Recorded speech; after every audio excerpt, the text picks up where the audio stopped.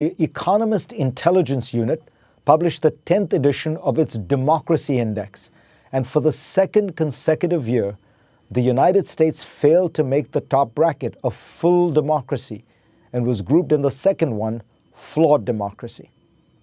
America's slide is part of a global trend. In this year's report, scores dropped for more than half the world's countries.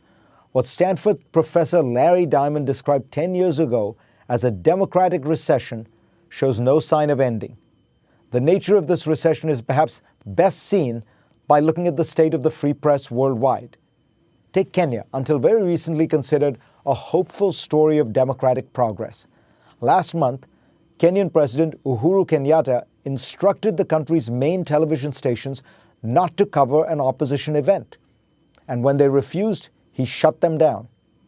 Turkey is now the world's foremost jailer of journalists, according to the Committee to Protect Journalists. Let me underscore that fact. The government that has imprisoned more journalists than any other is democratically elected. And 1 year after the failed 2016 coup attempt, a UN report found that at least 177 news outlets had been shut down in Turkey. It might be possible to brush these stories aside as the inevitable backtracking of developing countries. But what to make of the turn of events in Hungary and Poland, two places that wholeheartedly embraced democracy after the fall of the Soviet Union? In Hungary, Viktor Orban's administration has used a series of clever tactics to muzzle the free press. The government has effectively taken over public broadcasting, it has showered friendly media with advertising money, and drastically cut advertising spending in critical platforms. Many of these same tactics are now being employed in Poland, which has been a poster child for its stellar political and economic reforms since the fall of communism. Even in long-established democracies like Israel and India, we are witnessing systematic efforts to shrink the space and power of independent media that is critical of the government. In Israel, the criminal allegations against Prime Minister Benjamin Netanyahu, which he denies, include his dealing with press barons to ensure favorable coverage.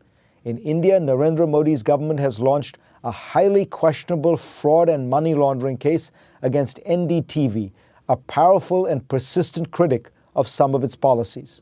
More than 20 years ago, I warned that the distinctive problem facing the world was illiberal democracy, elected governments that systematically abused their power and restricted freedoms and liberties. I subsequently worried that America could head down this path. Most people dismissed the danger because American democracy, they said, was robust with strong institutions that could weather any storm. Press freedom, after all, is guaranteed under the First Amendment. But consider Poland and Hungary, which not only have strong institutions of their own, but also exist within the embrace of the rule-based European Union institutions that have explicit constitutional protections for freedom of the press. In America, in just 1 year in office, Donald Trump has already done damage. He has threatened to strengthen libel laws, strip network licenses, and tax the owner of a particular newspaper. His administration has blocked the merger of a news organization he considers biased, while facilitating the merger of an organization with more favorable coverage. Ralph Waldo Emerson once wrote, "An institution is the lengthened shadow of one man." Institutions are just collections of rules and norms agreed upon by human beings. If leaders attack, denigrate, and abuse them, they will be weakened, and this in turn will weaken the character and quality of democracy. The American system is stronger than most, but it is not immune to